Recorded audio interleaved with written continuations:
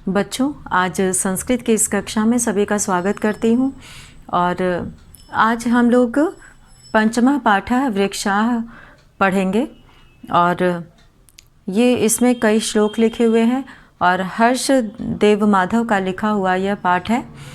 तो इसमें हम लोग पाठ की पंक्तियों का अध्ययन करेंगे। तो शुरू करते हैं। पंचमः पाठः वृक्षाः। और वृक्षों के बारे में इसमें दिया गया है। और इसमें सबसे पहले श्लोक में लिखा है यहाँ पर कि जंगल के बारे में दिया हुआ है कि जंगल किस तरह से बनते हैं। तो इसका वर्णन यहाँ पर मिलता है। तो सभी बच्चे अपनी संस्कृत की पुस्तक निकाल लेंगे, रुचिरा प्रथमो भागा, और इसमें निकालेंगे पेज नंबर 30 पे दिया हुआ है, पेज नंबर 30 पे दिया हुआ है पंचमः पाठः वृक्षाः। तो शुरू करते हैं।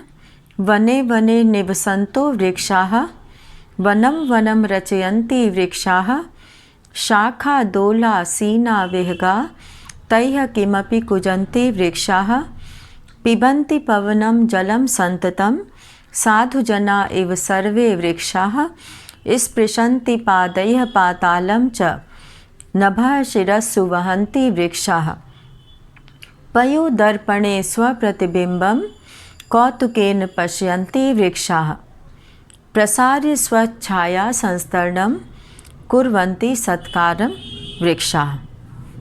तो यहाँ पर इस पाठ में वृक्षों के बारे में बताया गया है। और इसमें कहा गया है कि वने वने अर्थात प्रत्येक वन में, हरेक वन में, निवसन्तो वृक्षाः पेड़ रहते हैं, अर्थात हरेक वन में पेड़ पाए जाते हैं। वनम वनम रचयन्ति वृक्षाः, और पेड़ों से, पेड़ जो है वो जंगल को रचते हैं। जितने भी जंगल हैं उनकी रचना पेड़ों से होती है। तो जंगल पेड़ रचते हैं और हर एक वन में पेड़ पाए जाते हैं, पेड़ रहते हैं, हर एक वन में पेड़ होते हैं। और पेड़ों से ही वन की, जंगल की रचना होती है। वनम वनम रचयन्ति वृक्षाः, पेड़ किसकी रक्षा करते हैं? वृक्षाः किम रचयन्ति, तो वृक्षाः वनम रचयन्ति। और यहाँ पर अगले पंक्तियों में लिखा हुआ है कि शाखा दोला सीना विहगा, तैः किमपि कुजन्ति वृक्षाः। शाखा यानी डालियाँ, दोला यानी झूले, डाली रूपी झूले पर आसीना, आसीना मतलब बैठे हुए, विहगाः पक्षीगण। तो शाखा दोला आसीना विहगा, तो यहाँ पर आसीना का अर्थ हुआ है बैठे हुए। और कहाँ पर बैठे हैं? शाखा रूपी झूले पर। यहाँ पर पेड़ की डालियों को, शाखाओं को जब उस पर पक्षी बैठते हैं तो वो हिलने लगती है, ऐसा लगता है जैसे कि कोई झूले पर बैठा हुआ हो। तो शाखा दोला आसीना विहगा, तो डाली रूपी झूले पर, आसीना का अर्थ है बैठे हुए, विहगा मतलब पक्षी हैं, पक्षी उन डाली रूपी झूले पर बैठे हैं, कहने का भाव यह है। तैः किमपि कुजन्ति वृक्षाः, और वे कुछ भी, पक्षी की आवाज़ जो है, पक्षी की भाषा, वो अपने ही मन से कुछ न कुछ कूकते रहते हैं। किमपि कुजन्ति वृक्षाः, और वे जो है पेड़ों पर बैठकर कुछ भी कूकते रहते हैं। तीसरा है यहाँ पे, पिबन्ति पवनम जलम सन्ततम, साधुजना इव सर्वे वृक्षाः। पिबन्ति पवनम यानी कि वायु को, और जलम जल को, पानी को, संततम, संततम मतलब लगातार, यहाँ पे संततम पद आया है। संततम का अर्थ होता है लगातार। तो वो जो है वायु और जल को पिबन्ति पीते हैं, संततम यानी लगातार। तो पानी और जल को वो साधु जना इव सर्वे वृक्षा किस प्रकार पीते हैं? साधु जना, सज्जन लोगों के तरह, यानी कि सज्जन लोग जिस तरह से अपना कार्य बहुत ही अच्छे ढंग से करते हैं, वैसे ही सज्जन लोग की तरह ये पेड़ भी हवा और पानी को लगातार पीते रहते हैं। और वो अपनी जड़ों से पानी पीते हैं और जो वायु को वो लेते हैं। साधु जना एवं सर्वे वृक्षा, सभी पेड़ जो है वो सज्जनों की भांति, सज्जनों की तरह पवन यानी कि वायु और जल को लगातार पीते रहते हैं। इस स्पृशन्ति पादैः पातालम च, अगली पंक्ति है ये चौथे श्लोक की। इस स्पृशन्ति पादैः पातालम च नभः शिरस्सु वहन्ति वृक्षाः, स्पर्श करते हैं, स्पृशन्ति मतलब स्पर्श करते हैं, पादैः पातालम च, पादैः यानी पैरों से, पातालम च पाताल को, अर्थात जो भूमि के अंदर का हिस्सा होता है, भाग होता है, उसे पाताल कहा जाता है। ज़मीन के नीचे हम लोग जितना चलते जाते हैं वो पाताल होता है। तो इस स्पृशन्ति पादैः पातालम च नभः शिरस्सु वहन्ति वृक्षाः, तो वे अपने पैरों से पाताल का स्पर्श करते हैं। और नभः शिरस्सु वहन्ति वृक्षाः, और ऐसा लगता है उनकी जड़ें ज़मीन के नीचे होती हैं, तो ऐसा लगता है कि वो पाताल का स्पर्श कर रही हैं और उसको छू रही हैं। और ऊपर आसमान है और नीचे पाताल है, ज़मीन के ऊपर आसमान है और नीचे पाताल है। तो ऐसा लगता है जैसे कि वो पाताल का अपनी जड़ों से स्पर्श कर रही हैं और कर रहे हैं पेड़, और अपने ऊपर नभः शिरस्सु, नभः शिरस्सु यानी कि आसमान, सिर के ऊपर, शिरस्सु सिर के ऊपर, नभः आकाश को, वहन्ति ढोते हैं, उठाए हैं। ऐसा लगता है जैसे कि पेड़ के ऊपर पूरा आकाश है, ऐसा लगता है कि पेड़ उसके बोझ को उठाए हुए हैं, आसमान को अपने सिर पर उठाए हुए हैं। तो इस प्रकार पेड़ जो है अपने पैरों से पाताल का स्पर्श करते हैं और आसमान को अपने सिर पर उठाते हैं, ऐसा लगता है। अब 5वां श्लोक है यहाँ पे, पयोदर्पणे स्वप्रतिबिंबम। पयोदर्पणे, यहाँ पे पानी रूपी दर्पण में, पानी में अगर हम लोग झांके देखें तो अपना चेहरा दिखाई देता है, या जिस भी चीज़ को उसमें दिखाएं, तो जैसे अगर नदी के किनारे पेड़ है तो उसकी परछाई पानी में दिखाई देती है। तो पयोदर्पणे, पानी रूपी दर्पण में, स्वप्रतिबिंबम, अपने प्रतिबिंब को, अपनी परछाई को, अपने प्रतिबिंब को, कौतुकेन पश्यन्ति वृक्षाः, कौतूहल के साथ पेड़ देखते हैं। यहाँ पर देखो पेड़ को मानव के रूप में जो है यहाँ पे चित्रित किया गया है। तो अब भाई पेड़ की आँखें तो हैं नहीं, लेकिन कवि की कल्पना है, कविता में कवि की कल्पना होती है और उसके पीछे वो गहराई से सोचता है और उसके कहने का भाव होता है, उस पंक्तियों में भाव निहित होता है उस कविता का, काव्य का। तो इसमें जो है ये कल्पना की गई है कि पेड़ बड़े कौतूहल के साथ पानी में अपनी परछाई देखते हैं, अपना प्रतिबिंब देखते हैं, और वो भी पूरे आश्चर्य के साथ, कौतूहल के साथ।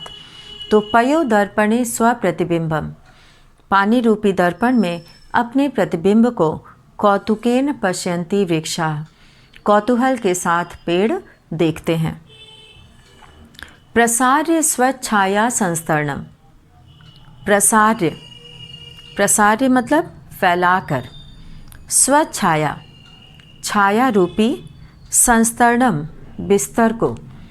तो यहाँ पे विस्तीर्य यानी कि फैलाकर, छाया रूपी बिस्तर को वो अपने जो है छाया को फैलाते हैं। ऐसा लगता है जैसे कि पेड़ बिस्तर लगाए हों, जैसे कि किसी को आराम करने के लिए मनुष्य पेड़ की छाया में जाता है और वहाँ पर वो सो भी जाता है। तो जो राहगीर होते हैं ज़्यादातर थकान जब होती है तो वो पेड़ की छाया में आकर बैठ जाते हैं। तो प्रसार्य स्वच्छाया संस्तरणम, प्रसार्य का अर्थ है फैलाकर और स्व का अर्थ है अपनी, छाया यानी कि छाया रूपी संस्तरणम अर्थात बिस्तर को, छाया रूपी बिस्तर को जितनी दूर पेड़ की छाया होती है ऐसा लगता है जैसे कि उसने बिस्तर बिछाया है। कुर्वन्ति सत्कारम वृक्षा, पेड़ जो है पथिक का स्वागत करने के लिए, सत्कार करने के लिए, आदर करने के लिए अपनी छाया को ऐसा लगता है फैलाया हुआ है, बिस्तर बिछाया है अपनी छाया का। तो यहाँ पे ये कल्पना है कवि की। डॉक्टर हर्षदेव माधव यहाँ पर कहते हैं कि अपनी छाया रूपी बिस्तर को फैलाकर आदर करते हैं, सत्कार करते हैं पेड़। तो यहाँ पर पेड़ का मानवीकरण किया गया है। पेड़ के माध्यम से, वृक्ष के माध्यम से कवि ने यह बताने का प्रयास किया है कि पेड़ों से हमें क्या क्या मिलता है, और पेड़ों के अंदर भी जो है वो सज्जनता है। वो एक जो है बुद्धिमान, समझदार व्यक्ति की तरह यहाँ पर पेड़ को चित्रित किया गया है। यहाँ पे पेड़ को पानी और जल पीते हुए दिखाया गया है, और वो भी सज्जनों की भांति, श्रेष्ठ लोगों की भांति। तो इस तरह से इस पाठ में कवि ने पेड़ों के महत्व को बताते हुए यह भी बताया है कि उनके अंदर आदर सत्कार की भी भावना है, और वो अपना कार्य बहुत ही अच्छे ढंग से करते हैं, और वो अपनी प्रतिबिंब को देखकर कौतूहल से भर जाते हैं। उनके अंदर जो है आश्चर्यचकित होते हैं अपने प्रतिबिंब को देखकर। तो यहाँ वृक्षों के माध्यम से कवि ने ये बताने का प्रयास किया है कि वो किस तरह से आदर सत्कार भी करते हैं अपनी छाया रूपी बिस्तर को बिछाकर। तो उनकी छाया को ही बिस्तर कहा गया है। और जब गर्मी का मौसम होता है तो पेड़ जो है वो, पेड़ों की छाया जो है राहगीर को, जो रास्ते में पथिक आते जाते हैं, उनको बहुत ही उससे जो है सहारा मिलता है, उनकी थकान दूर होती है, और वो उस छाया में बैठते हैं और आराम करते हैं। तो इस तरह से यहाँ पर पेड़ों के बारे में बताया गया है इस पाठ में। और अब यहाँ पे हम लोग देखते हैं शब्दार्थाः दिया हुआ है। शब्दार्थाः में दिया है वने वने, प्रत्येक वन में, निवसन्तः रहते हुए, रहने वाले, रचयन्ति रचते हैं, बनाते हैं। तो वो जंगल जो है वो पेड़ों से ही बनता है। वहाँ पर जो पेड़ रहते हैं वही जंगल की रचना करते हैं। पेड़ जहाँ ज़्यादा रहते हैं वहाँ जो है जंगल होता है। और निवसन्तः रहते हुए, रहने वाले, रचयन्ति रचते हैं, बनाते हैं, शाखा डालियाँ, टहनियाँ, दोला झूला, आसीनाः बैठे हुए, विहगाः पक्षीगण, किमपि कुछ भी, कूजन्ति कूकते हैं, कूकती हैं। दोनों के लिए, स्त्रीलिंग पुल्लिंग दोनों के लिए ये प्रयोग किया जाता है। संततम निरंतर, लगातार, साधु जनाः तपस्वी लोग, सज्जन, इव की तरह, पिबन्ति पीते हैं, स्पृशन्ति स्पर्श करते हैं, नभः आकाश को, शिरस्सु सिर पर, वहन्ति ढोते हैं, पयोदर्पणे जल रूपी दर्पण आईने में, स्वप्रतिबिंबम अपने प्रतिबिंब को, पश्यन्ति मतलब देखते हैं। तो यहाँ पर ये शब्दार्थ दिए हुए हैं। आगे और भी पद है। कौतुकेन आश्चर्य से, प्रसार्य फैलाकर, स्वछाया संस्तरणम अपनी छाया रूपी बिस्तरे को, स्वछाया संस्तरणम, सत्कारम आदर रिस्पेक्ट। तो इस तरह से यहाँ पर ये शब्दार्थ दिया हुआ है। और अब हम लोग देखते हैं यहाँ पर अभ्यास में प्रश्न कौन कौन से दिए हैं। तो सबसे पहले यहाँ पर दिया है वचनानुसारम रिक्त स्थानानि पूर्यत, वचन के अनुसार रिक्त स्थान पूरा करें। तो यहाँ पे पहले दिया है वनम वने वनानि, जलम जले जलानी। यहाँ पे वनम है तो जले जो है इसमें मूल शब्द पहचानना है। तो मूल शब्द है जल। तो जल जो है यहाँ पे जले बना हुआ है द्विवचन में। क्योंकि ये नपुंसक लिंग शब्द है तो यहाँ पे जलम पद बनेगा एक वचन में, और वनानी है, वन से वनानी बना है बहुवचन में, तो जल से जलानी बनेगा। तो इस तरह से यहाँ पे इसका रूप बनेगा।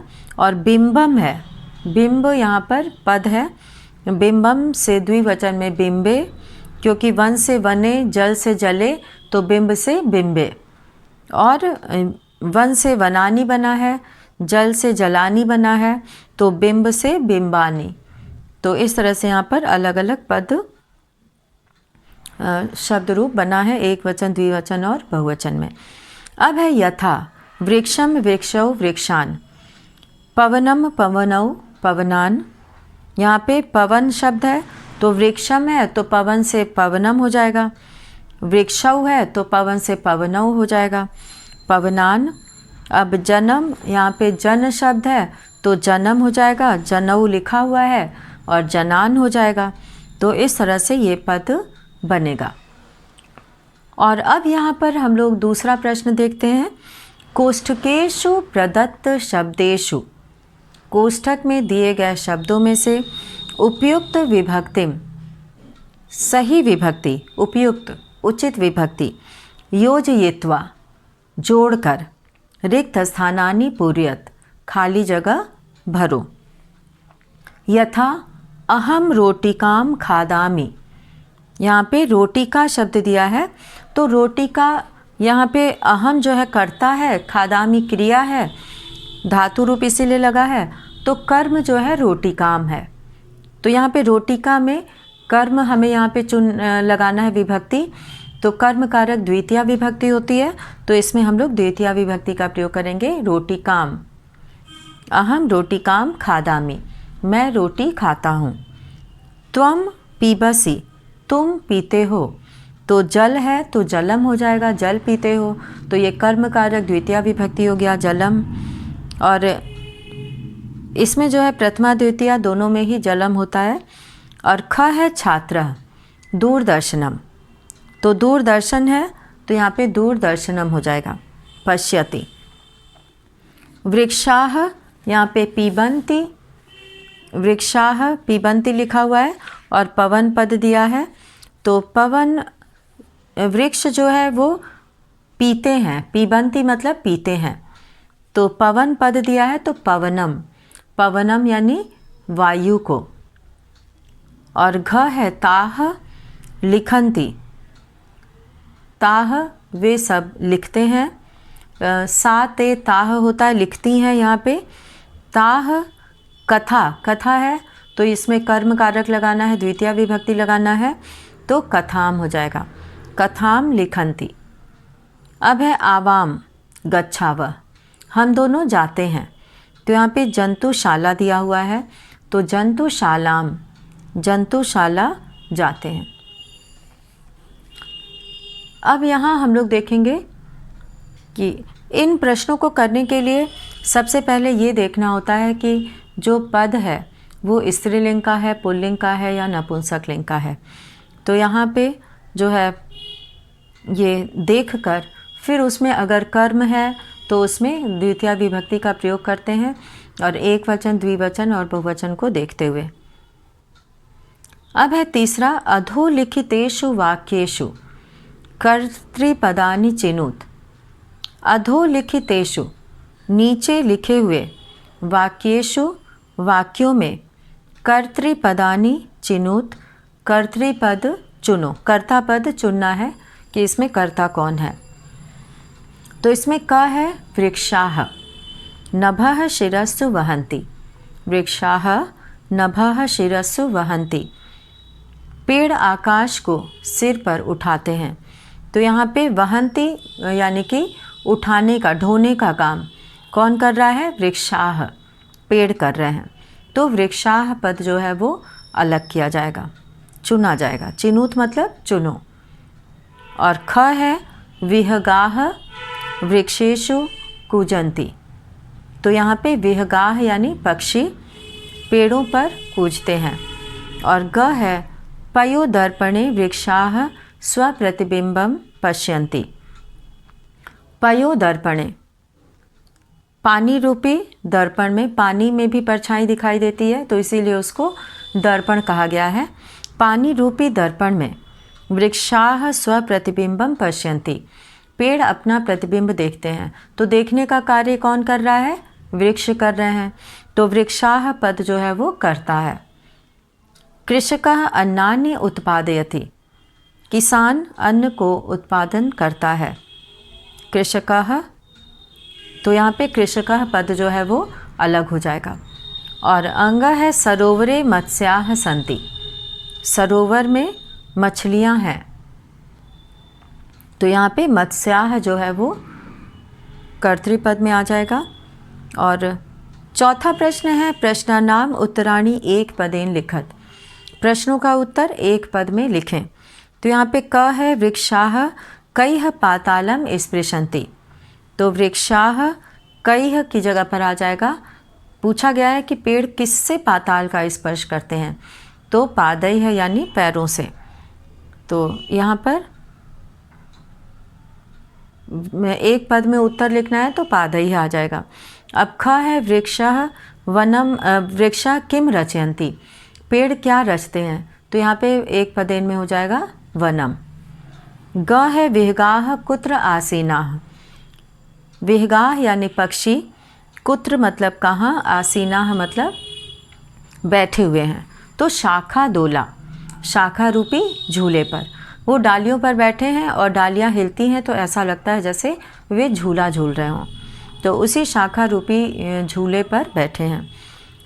घ है कौतुकेन वृक्षाः किम पश्यन्ति, कौतुकेन यानी आश्चर्य से, वृक्षाः पेड़, किम पश्यन्ति क्या देखते हैं, तो स्व प्रतिबिंबम अपना प्रतिबिंब, अपनी परछाई।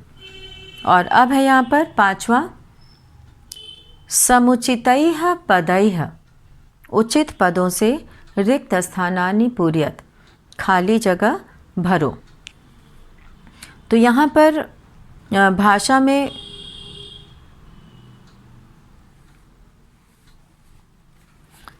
में जो है यहाँ पे जो प्रथमा विभक्ति लिखा हुआ है गजः गजौ गजाः, और एक वचनम द्विवचनम और बहुवचन में इसे भरना है। तो विभक्ति जो है वो कर्ता आदि जितने भी कारक होते हैं उनको विभक्ति के द्वारा जो है प्रकट किया जाता है, विभक्ति चिन्हों के द्वारा।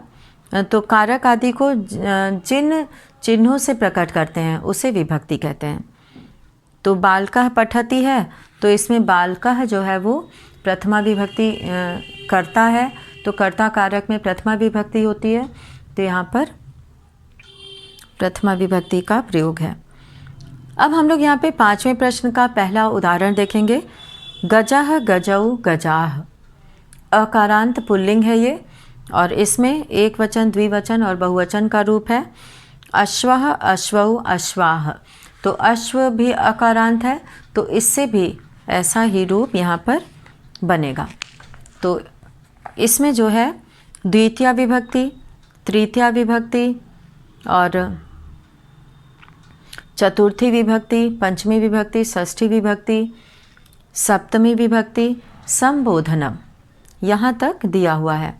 तो द्वितीय विभक्ति में सूर्य पद है, और सूर्य पद भी अकारांत, सूर्य शब्द जो है वो अकारांत पुल्लिंग है, तो इसका भी रूप वैसे ही यहाँ पे द्वितीय विभक्ति में सूर्यम हो जाएगा।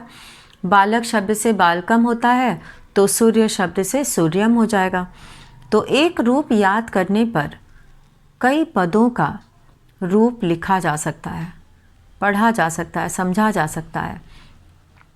तो बालक शब्द का रूप याद करने से अकारांत पुल्लिंग के कई पदों का रूप याद किया जा सकता है। तो सूर्यम, सूर्यौ, सूर्यान हो जाएगा यहाँ पे। तो एक उदाहरण यहाँ पर लिख के दिया हुआ है और कुछ में नहीं दिया है, लेकिन कई जगह एक उदाहरण दिया है और दूसरा वाला खुद से करना है। तो सूर्यम, सूर्यौ, सूर्यान हो गया। चंद्रम, चंद्रौ, चंद्रान। तृतीया विभक्ति में विडालेन, विडालाभ्याम, विडालैः। तो मंडूक शब्द है, मंडूक का मतलब मेढक होता है, तो मंडूकेन, मंडूकाभ्याम, मंडूकैः। और चतुर्थी विभक्ति में यहाँ पे एक जगह खाली है, सर्पाय सर्पाभ्याम सर्पेभ्यः। तो वानर शब्द से वानराय वानराभ्याम वानरेभ्यः। पंचमी विभक्ति में मोदकात, मोदकात यहाँ पर मोदकात मोदकाभ्याम मोदकेभ्यः। तो यहाँ पे मोदक शब्द है। तो वृक्ष शब्द से वृक्षात वृक्षाभ्याम वृक्षेभ्यः, वृक्षेभ्यः लिखा हुआ है। और एक वचन और द्विवचन में पंचमी विभक्ति में बालक शब्द से बालकात बनता है। तो यहाँ पे वृक्ष शब्द मोदक शब्द वृक्ष शब्द से वृक्षात बन जाएगा। और बालक शब्द से बालकाभ्याम बनता है द्विवचन में, तो वृक्ष शब्द से वृक्षाभ्याम। षष्ठी विभक्ति में है जनस्य जनयोः जनानाम। तो यहाँ पे जनस्य जनयोः जनानाम शुक पद दिया है, शुकानाम, यानी कि इसमें शुक है, तोता है। तो शुकस्य शुकयोः शुकानाम। और सप्तमी विभक्ति में शिक्षके शिक्षकेषु, तो द्विवचन में हो जाएगा शिक्षकयोः। यहाँ पे मयूरयोः दिया हुआ है, तो उसमें मयूरे मयूरयोः मयूरेषु। संबोधनम हे बालक हे बालकौ हे बालका।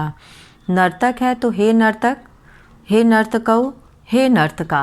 यहाँ पे हे पद जोड़ा जा सकता है, तो हे पद यहाँ पे लिखना है, हे नर्तक हे नर्तकौ हे नर्तका। और अब हम लोग यहाँ पे भिन्न प्रकृतिकम पदम चिनुत, भिन्न प्रकृति का पद चुनो। तो छठा ये प्रश्न है। तो इसमें पहला दिया है क, गंगा लता यमुना नर्मदा। तो यहाँ पे गंगा यमुना नर्मदा ये सब नदियों के नाम हैं। और इसमें लता जो है एक वो स्त्रीलिंग नाम है, लता जो है वो व्यक्ति का नाम है और बाकी सब नदियों के नाम हैं। तो लता स्त्रीलिंग में ये नाम है। तो बाकी तीन पद जो है वो नदियों के नाम है, इसलिए लता पद भिन्न है, उसे अलग करेंगे। और ख है उद्यानम कुसुमम फलम चित्रम। उद्यानम यानी कि कुसुमम फलम और चित्रम, तो सभी चीज़ें जो है वो बगीचे से जुड़ी हुई हैं। कुसुम फल उद्यान सब बगीचे से जुड़ी हुई चीज़ें हैं। तो ये तीनों चित्र जो है वो एक अलग पद है, तो चित्रम को अलग किया जाएगा। और ग है लेखनी तुलिका चटका पाठशाला। तो लेखनी तुलिका चटका पाठशाला, तो यहाँ पे लेखनी और तुलिका पाठशाला ये सब पढ़ाई से संबंधित चीज़ें हैं। और चटका यानी चिड़िया ये अलग है, तो इसे इस भिन्न अर्थ वाले पद को अलग किया जाएगा। घ है आम्रम कदली फलम मोदकम नारंगम। आम्रम कदली फलम नारंगम ये सब फल हैं और मोदकम जो है वो लड्डू है। तो लड्डू मिठाई में आ जाता है, मिष्ठान में, तो यहाँ पे मोदकम को अलग करेंगे। तो इस तरह से इन शब्द रूपों को समझने का और लिखने का, याद करने का एक ही तरीका है कि एक शब्द रूप याद करके, जैसे अकारांत बालक का रूप याद करके और आकारांत स्त्रीलिंग बालिका का रूप याद करके, तो जितने भी पद होते हैं उनका रूप, जितने भी शब्द होते हैं अकारांत पुल्लिंग में, उन सब का रूप जो है वो लिखा जा सकता है और पढ़ा जा सकता है। तो इस पाठ के माध्यम से हम लोगों ने देखा कि पेड़ों का क्या महत्व है और पेड़ों से किसका निर्माण होता है। पेड़ों से हमें बहुत सारी चीज़ें मिलती हैं। तो इस तरह से पेड़ जो है वो व्यक्ति को बहुत सारी चीज़ें देता है, छाया देता है, फल देता है, और पेड़ों से बहुत सारी चीज़ें बनती हैं और उससे जो है फर्नीचर है और उपयोगी वस्तुएं भी बनाई जाती हैं। और पेड़ जो है वो सज्जन व्यक्ति की तरह रहते हैं, वो उसी तरह से सज्जन लोगों के समान ही अपना कार्य करते हैं। और बहुत सारे शब्दार्थ का हम लोगों ने यहाँ पर जो है अध्ययन किया। और रूपों को पूरा करना, रूप जो शब्द रूप यहाँ दिया था उसको पूरा करना। और कई तरह के यहाँ पे प्रश्न दिए हुए हैं जिसमें कर्ता ढूंढना है और कोष्ठक में दिए गए पदों में विभक्ति लगाना है, एक पद में उत्तर लिखना है और दिए गए रूपों के सहारे खाली जगह को भरना है। तो इसमें ये ध्यान देना है कि जैसे कि प्रथमा विभक्ति में 2 दिया गया है या द्वितीय विभक्ति में 2 पद दिया गया है, 2 शब्द का रूप, तो उसमें ये देखना है कि कौन सा लिखा हुआ है और उसी के आधार पर हमें उस वचन का बदलना है। तो शुरू का उच्चारण जो है वो शब्द जो रहता है वही रहता है और अंतिम उच्चारण एक जैसा होता है। तो वृक्षाः पाठ के माध्यम से हम लोगों ने आज बहुत सारे प्रश्नों का भी यहाँ पर देखा। तो इसे सभी छात्र अभ्यास करेंगे और इसके प्रश्नोत्तर को पूरा करेंगे कॉपी में। तो इसी के साथ आज के वीडियो में हम लोग इतना ही करेंगे। और इसमें जो है सबसे ध्यान देने वाली बात यह है कि बहुत ही छोटे छोटे पदों में यहाँ पे श्लोक की रचना की गई है। बहुत ही छोटे छोटे पद हैं, तो अगर विद्यार्थी चाहें तो इसे बहुत अच्छे से इस श्लोक वाले पाठ को याद कर सकते हैं और इसका शुद्ध उच्चारण के साथ वाचन कर सकते हैं। तो ये बहुत ही सुंदर पाठ है वृक्षाः, और इसे सुंदर ढंग से गाया भी जा सकता है। तो छात्रों को इसका अभ्यास करना चाहिए। तो इसी के साथ ये वीडियो यहीं पर हम समाप्त करते हैं। धन्यवाद।